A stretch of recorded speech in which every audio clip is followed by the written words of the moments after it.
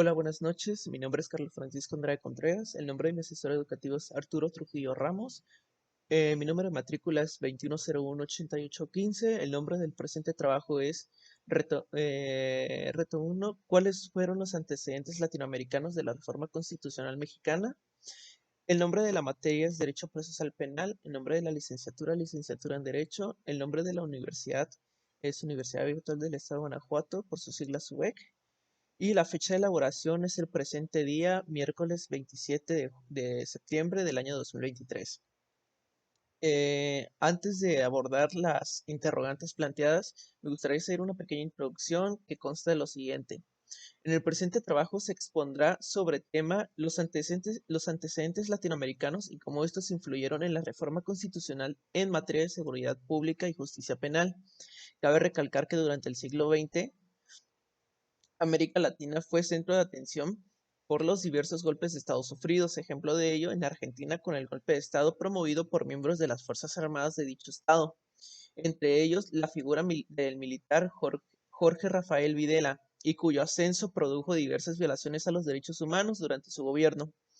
Consecuentemente, también se tiene el ejemplo de Chile, con el golpe de Estado en contra del gobierno democrático de Salvador Allende.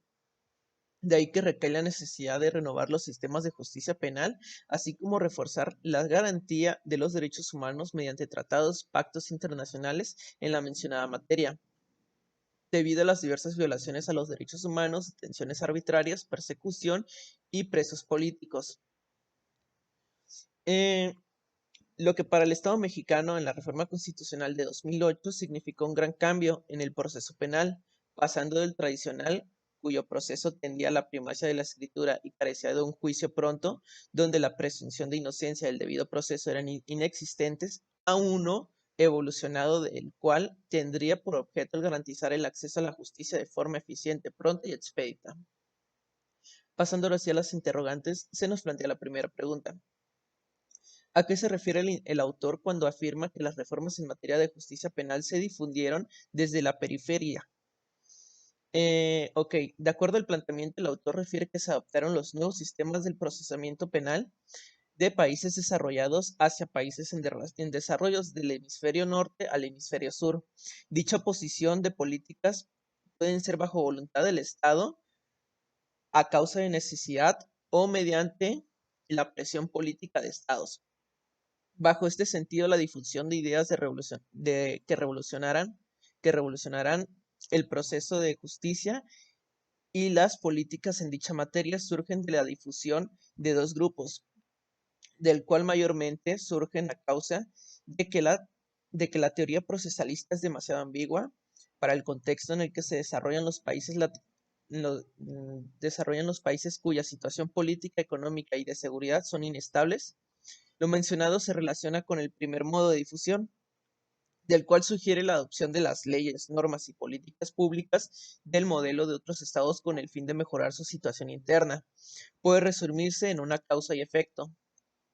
Por otro lado, el segundo modo de difusión tiende a diversas interpretaciones como una práctica neocolonialista adoptada por los países desarrollados y del cual bajo su imposición predominante de potencia influyen los países en desarrollo para la adopción de leyes, normas y políticas públicas. Cabe recalcar que la imposición de dicha práctica tiende a un beneficio de capital de terceros, el IX del Estado, y del cual crea una dependencia de parte del Estado adoptante hacia dicho modelo.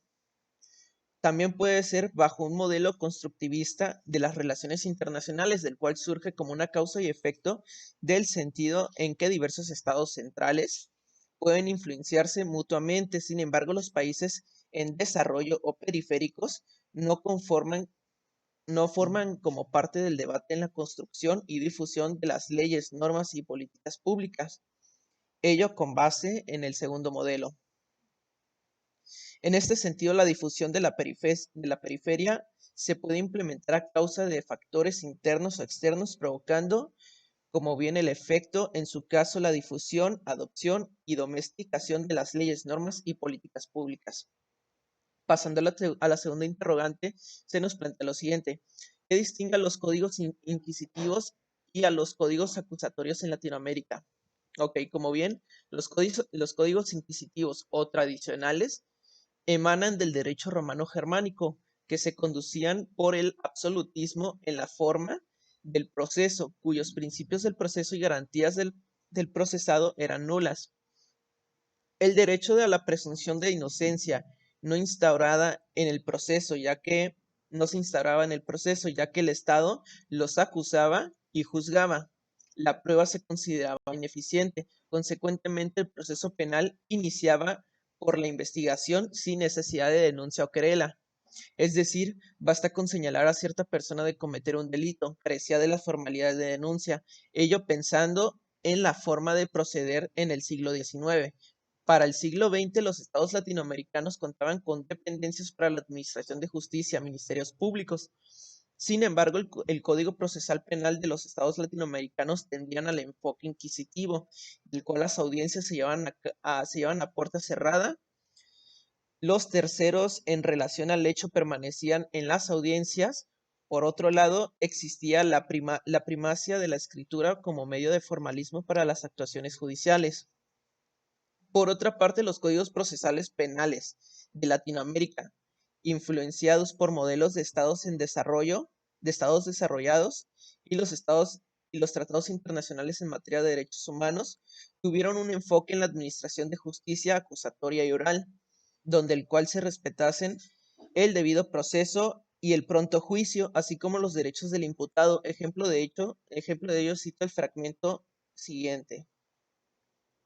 1. El derecho a conocer la imputación y los elementos de prueba en su contra antes de declarar. 2. El derecho a negarse a declarar sin que ello pueda ser utilizado en su perjuicio. 3. El derecho a consultar con su abogado antes de declarar. 4. El derecho a un defensor de oficio. 5. El derecho a requerir la práctica de medios de prueba. Ello basándonos en el proyecto 86 de Argentina. Pasando a la interrogante número 3, se nos plantea lo siguiente: ¿cómo influyeron los actores internacionales en la formación y expansión de la red de activistas y reformadores en América Latina?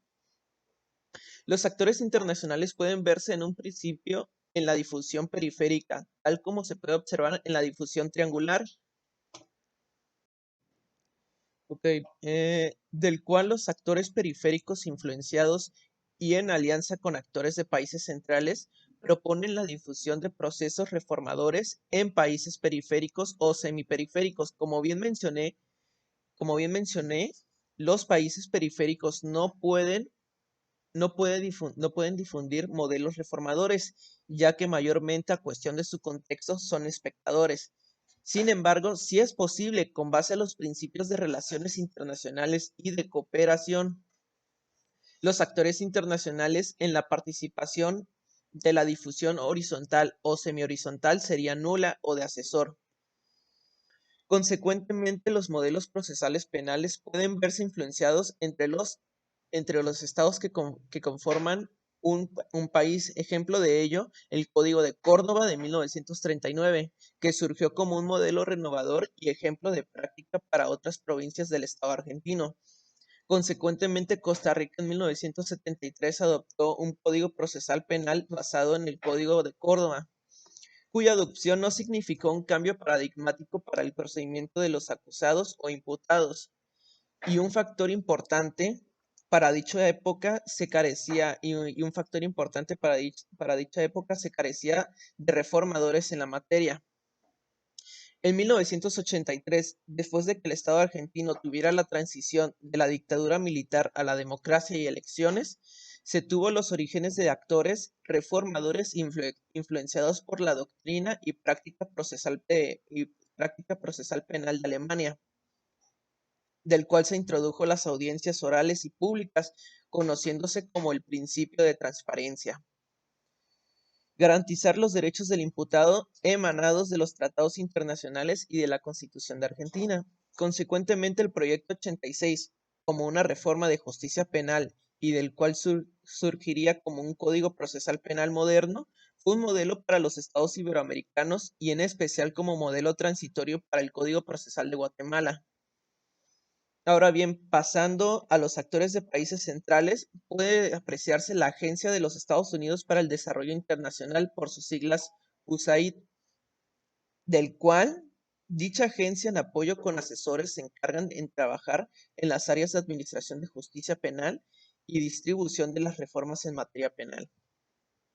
Concluyendo con el presente, considero que el Estado mexicano adoptó el primer modelo de difusión basándonos en la historia y contexto político, económico, seguridad y de justicia que padecía el Estado mexicano. Aparte de ello, con remodernizar el sistema de justicia penal, ya que se contaba con un ambiguo. En este sentido, se tiene registro que en el año 2006 los estados de Oaxaca y Chihuahua adoptaron en sus códigos sustantivos procesal penal el sistema acusatorio. Ello forma el antecedente de la reforma del 18 de junio de 2008 en materia de seguridad pública y justicia penal. Cabe recalcar que mediante foros y debates se fue formulando el modelo del nuevo sistema de justicia penal, consecuentemente aparte de la discusión en el Congreso de la Unión, participando estudiosos y profesionales del área, del cual, debiendo como principal objeto establecer los principios del proceso penal acusatorio oral, consecuentemente su objetivo como la administración de justicia eficaz, pronta y expedita, así también manteniendo la imparcialidad de los juzgadores. Referente a los derechos del imputado, tiene una relación similar a lo dispuesto en el proyecto 86 de Argentina.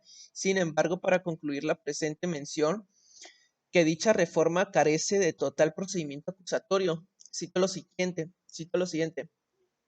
Tiene una o dos instituciones jurídicas que no le permiten ser un sistema absolutamente acusatorio. La primera, el arraigo.